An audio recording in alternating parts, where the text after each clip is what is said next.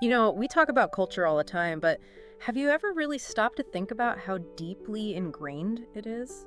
How much it shapes, well, everything. It really does. Our lives, our families, how we even see ourselves. Yeah, and it raises this huge question, doesn't it? Can something so fundamental actually change? Mhm. Especially when you get into things like gender roles, which feel so core. That's a fascinating and frankly a really tough question. It's not just theoretical.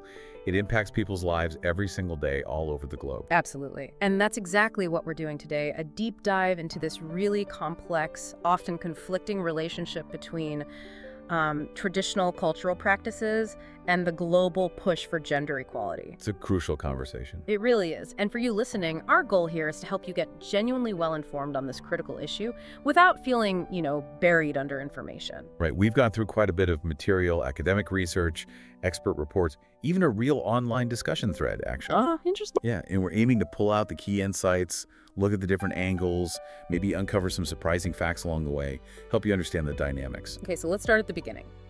This word culture, we use it constantly, but what is it really? Our sources suggest it's harder to pin down than you might think. Oh, definitely. It's notoriously tricky. Scholars have wrestled with it for ages. Get this, one review back in 1952 found something like 164 different definitions. Wow, 164. That's a lot. It tells you something important, right? Culture isn't this fixed, static thing you can easily label. It's dynamic. And understanding that dynamism is key to seeing why changing parts of it, like gender roles, is so incredibly complex. So it's learned, it evolves. Exactly. It's a learned lifestyle. It includes beliefs, values, customs, behaviors, all passed down. UNESCO has a pretty good definition, talking about the distinctive spiritual, material, intellectual, and emotional features of a group, including lifestyles, values, traditions, beliefs, the whole package. Okay, that makes sense. Living, breathing thing. And within that, we have traditional gender roles. Where do they generally come from? Well, historically, they often grew out of practical needs, historical, cultural, economic needs, dictating who did what. Like the common pattern of men as primary breadwinners, women managing the home and kids. That's a classic example, yeah. But it wasn't just about, who was physically suited for what task. It got deeply tangled up in the prevailing societal norms of the time. And these roles became more than just tasks, right? They got tied into identity. Hugely significant, deeply ingrained in identity, family structures, social expectations. In some cultures, a man being the provider wasn't just about money. It was a symbol of masculinity, responsibility. It shaped how everyone saw him and how he saw himself. And it looked really different depending on where you were in the world. Absolutely. You had variations everywhere. Like in some African cultures, maybe men farmed, women processed the food. In many Asian cultures, daughters often took on elder care. Then you have the sort of mid-20th century Western model, male breadwinner, female homemaker. Lots of different forms. Okay, so then we get to the term gender equality. Our sources point out this term itself can be, well, misunderstood. What's the basic legal definition experts use? Legally, it's pretty straightforward. Protection under the law for equality. Simple as that, in principle. But the broader idea, the one often wrapped up in feminism, goes way beyond just the law, doesn't it? It really does. Merriam-Webster defines feminism as belief in and advocacy of the political, economic, and social equality of the sexes, especially through organized action for women's rights. So that covers a lot of ground. Political equality. Right. Equal participation in government, equal numbers in power, no gender having authority over another, Economic equality. equal job opportunities, equal pay for the same work, equal ability to start businesses, all that. And then social equality. Same civil rights, both legally and just in cultural norms, challenging those ideas that, women can't play baseball or men don't play with dolls, breaking down those limiting beliefs. Exactly. It tackles those underlying attitudes. Now, it's also fair to say some conservative viewpoints differ significantly here. How so? Well, many conservatives might support more traditional gender roles and actively reject modern feminism, sometimes seeing it as anti-man. But it's not always a clear divide. No, it's not monolithic. Yeah. You find some conservative women who do identify as feminists, often framing it as wanting equal rights in the sense of merit-based treatment, without special considerations for gender. So it highlights these real differences in how people even define the terms. That nuance is important, and it leads us to a really eye-opening part of our research, the history, especially in Africa. There's often an assumption that gender roles there were always inherently discriminatory. But the picture before colonialism seems quite different. It really does. And this is crucial for understanding what might have been lost and maybe what kind of balance could be regained. Before European colonization, many African societies just didn't operate with the kind of cultural discrimination against women we might assume. Power was often about seniority, age, not gender. So women held significant roles too, economically, politically. Absolutely. Both men and women were involved in farming, fishing, herding, making goods like clothes, pottery.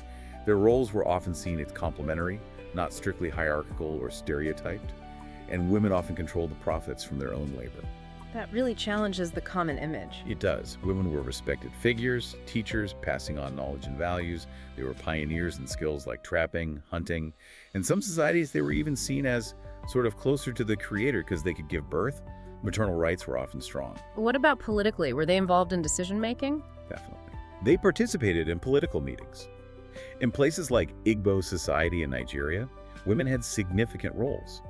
Think of the Iloed and Yoruba culture, a spokesperson for women's rights, or figures like Madame Yoko in Sierra Leone, leading towns, powerful queen mothers in places like Mali and Asante. One scholar even said that outside the highly Islamized areas, women were conspicuous in high places. So maybe some patriarchy existed, but it wasn't the whole story. Women often managed their own affairs, dual political systems sometimes existed. The idea of gender rigidly defining roles sounds like it wasn't necessarily the pre-colonial norm everywhere. Precisely. And knowing that makes the impact of colonialism seem even more jarring. Colonial rule fundamentally changed African lives, dismantling existing structures and imposing new ones. A real turning point then. How do you specifically hit women? Well, economically, it was often devastating. Colonial powers claimed land women had traditionally cultivated. This land alienation pushed women towards greater economic dependence on men. They were also largely shut out of new colonial economies like mining or road building. So less financial independence. Significantly less. And it wasn't just economic. Colonialists brought in their own values, rugged individualism, capitalism, which helped impose a more rigid patriarchy. How did they impose that? They actively supported men in controlling women's lives, their sexuality, their movements. Laws were passed, like Zimbabwe's Native Affairs Act or the Adultery Ordinance, restricting women's rights and freedoms. Even the dowry system shifted from a symbolic exchange to cash, inflating bride wealth and often reducing a woman's value, essentially, to her price. Wow. And their political influence, that must have suffered too. Dramatically. Colonial authorities basically ignored women's pre-colonial political roles. Politics became seen as exclusively male territory. Women's organizations, like those powerful Igbo women's groups, just became invisible to the colonial system. Education, prioritized for boys. The whole idea of women as subordinate, confined to the home, that became a Western value imposed on many societies. Often it was an invented tradition. But African women pushed back. Oh, absolutely. They showed incredible strength and resistance. You had figures like Donna Beatrice leading rebellions, Queen Amina as a warrior, major revolts against things like unfair taxes. The Aba Women's Revolt in Nigeria is a famous example from the 1920s. They also formed their own anti-colonial groups, like the British West African Ladies Club or the Lagos Market Women's Association. Amazing resilience. But even after independence, the fight wasn't over. No, the challenges lingered. Many new African states kept colonial-era laws and norms on the books. Leaders would ratify international treaties on women's rights, like CEDAW or the Maputo Protocol on African women's rights, but then face huge pushback domestically. Why the pushback? There's this persistent argument that women's rights advocacy is a Western ideology, neocolonialism, and that creates real resistance to implementing those rights on the ground. Okay, that brings us unfortunately to some really harmful traditional practices that still exist in parts of Africa. Practices that violate human rights and hold back development, often hitting hardest where women lack equal access to health, education, jobs, wealth. Yes. And one of the most widely known and condemned is female genital mutilation, or cutting FGMC. Can you describe that briefly? There are different types, some involving partial removal, others much more extensive. The health consequences are severe. Infections, bleeding, psychological trauma, infertility, childbirth complications, even death. And it's still widespread, affecting millions. Globally, estimates are 100 to 130 million girls and women. It persists in places like Ghana among certain groups. Justifications vary: tradition, controlling female sexuality, ideas about purity, even hygiene. But internationally, it's recognized as discrimination and violence. Plain and simple. even if local laws exist against it. Another major one is child marriage. Right. Driven by poverty, sometimes misguided ideas about protecting girls or family honor. In Ghana, for example, nearly 1 in 5 girls marries before 18, some before 15. Even though it's illegal, it happens, often without the girl's consent, sometimes arranged in infancy. The impact on their education, their health, their future, it's devastating. And the treatment of widows in some traditions, it's just incredibly harsh. Widowhood rites can be extreme. Seclusion, special clothing, fasting, sometimes incredibly degrading rituals like bathing with water used on the corpse. And the contrast with widowers, who face minimal rites, just starkly shows the inequality. It's rooted in beliefs about purity or needing to prove grief. Then there's widow inheritance. Yes, where a widow is forced to marry her late husband's brother or another male relative. Often no consent involved. If she refuses, she might lose her home, her land. It treats women as property, basically, and it carries risks like family conflict or spreading diseases like HIV. And there's one practice that really starkly illustrates the clash between law and deep-seated cultural fear: trokosi, or female ritual bondage. Ah yes, trokosi. Found in parts of West Africa, Ghana, Benin, Togo. It involves sending young virgin girls, sometimes just 8 years old, to shrines. To do what? They become forced laborers and, horrifically, sex slaves for the shrine priests, supposedly to atone for crimes committed by their family members, sometimes generations ago. The name trokosi means something like wife or slave of a deity. If a girl escapes or dies, the family often has to send another girl to replace her. And Ghana has laws against this, but they don't really work. That's the tragic reality. The laws exist, but the psychological, the intense fear of supernatural punishment if the tradition is broken, is so powerful that it often overrides the law. Families feel compelled. It's a chilling example of cultural fear trumping legal protection. Just awful. And there are others too, right? Like Wahaya, a kind of fifth wife treated like a slave, or witch hunting, where accused women are banished to witch camps. Yes, these practices all underscore how tradition, when distorted or rigidly enforced, can lead to terrible human rights abuses, even now. Which brings us squarely into that fundamental tension: cultural relativism versus universal human rights. How do you navigate that? It's the core conflict, isn't it? Cultural relativism says, understand beliefs within their own context, respect diversity. Universal human rights say, certain rights belong to everyone, everywhere, period. And the danger is using cultural relativism to excuse things that are clearly human rights violations, right? Like FGM, child marriage, those honor killings. Exactly, that's the justification trap. And when outside groups try to promote universal rights, they often get accused of Western imposition or cultural imperialism. That creates huge barriers. Massive barriers. It fuels suspicion and makes implementing international agreements like CEDAW or the Maputo Protocol incredibly difficult within countries. But you mentioned earlier, just blaming culture is too simple. It's oversimplistic and problematic. Why is that? Because it lets the specific people and power structures within the culture off the hook. It distracts from who benefits from keeping things the way they are, who is actively resisting change to maintain control, often male control. Like that shocking example from Baluchistan, where a politician defended burying women alive for choosing partners, calling it a centuries-old tradition. Precisely. It shows the extreme length some will go to preserve male supremacy and the status quo. It forces that really difficult question: where do cultural freedoms stop and fundamental human rights take precedence?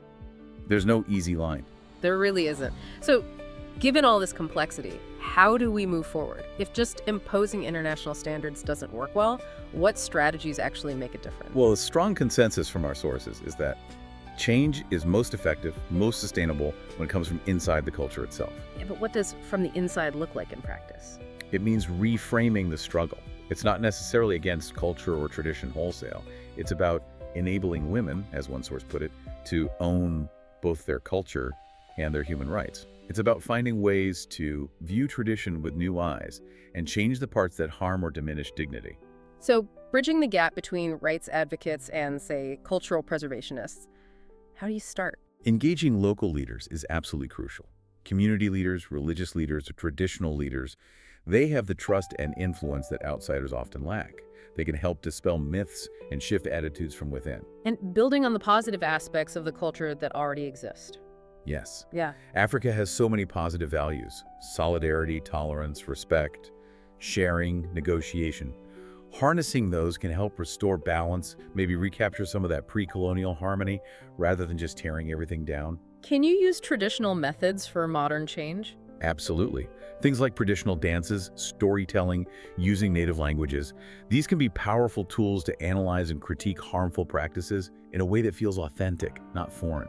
And importantly, highlight the traditional practices that already protect women and girls. Reinforce those. Education seems key, too, especially for girls and women from a young age. Definitely. Ignorance allows these practices to continue. Educating girls and women about their rights, putting human rights in school curricula, ensuring girls get to go to school that builds knowledge and confidence to challenge harmful norms. And what about economic power? Critical. Governments need to ensure women can access and control resources, land, credit, jobs. Economic independence builds self-esteem and gives women the leverage to push back against practices they depend on others for survival under. But it's not just about women, is it? Men have to be part of the change. Absolutely essential. Gender equality requires shifts in everyone's thinking and behavior. Engaging men, especially male leaders in families and communities at the grassroots level, is vital. Peer-to-peer learning can help challenge ideas of male superiority. Programs need to foster dialogue about shared responsibilities, about challenging violence against women as some kind of acceptable masculine behavior. It really resonates with that quote from Thuraya Obaid. Culture is not a wall to tear down. It is a window to see through, a door to open. What does that quote capture for you? For me, it captures that shift from seeing culture purely as an obstacle to seeing it as a potential pathway. It encourages finding openings within the culture itself rather than just trying to break it down from the outside. And we see examples of this working. Yes. Like that Baptist Vocational Training Center in Ghana, helping former Trokosi girls find independence, even with the ongoing challenges. Or social workers using things like a community conversation framework, getting people within the community talking and deciding on action together. So it's about working with and within the community. Exactly. Respecting the local context, engaging people directly, that seems to be where real lasting change comes from. We have covered so much ground today. We started by trying to pin down culture and looking at how traditional gender roles emerged differently around the world. Then we explored gender equality and feminism, noting the different ways people understand those terms. Then that crucial look back at pre-colonial Africa, challenging assumptions, seeing how women often held power before colonialism disrupted everything, imposing patriarchy and disempowering women, even as they fought back. Right, and then we had to confront the harsh reality of harmful practices still happening today. FGMC, child marriage, Trokosi, and the deep violation of human rights they represent. We wrestled with that tension between cultural relativism and universal rights, the Western imposition argument. And finally, we looked at pathways forward, the need for internal solutions, reinterpreting tradition, engaging leaders, using positive cultural values, education, economic empowerment, and crucially, involving both men and women. It's so clear that women's freedom from these harmful traditions is tied up with the entire continent's development. So for you listening, here's something to think about.